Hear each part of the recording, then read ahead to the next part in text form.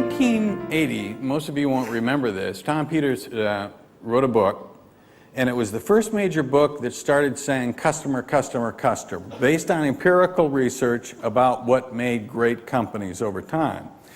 And by the mid-1980s, you were getting more and more literature on this, and by today, there's a ton. And what's interesting is even though a few of those airlines did come up in terms of their customer orientation, most have not. And if you go and look at most industries, we have made progress. There's no question since 1980. But as I travel around the world, it's amazing how many companies come to me and say, we need to change, and the CEO, just last week, one said to me, we've got to be more externally oriented on the customer. So for 26 years, we've had this blast of information about this, and we still have the problem. And that's what I want to talk about today, why things haven't changed as much as we would like.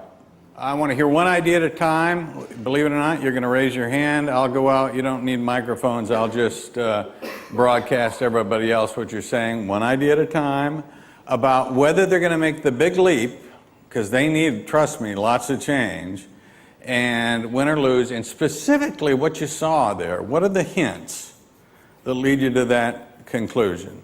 Now, this is awkward to get going with, but I've noticed a striking pattern as I've done things like this around the world, and that is, under these circumstances, great leaders raise their hands.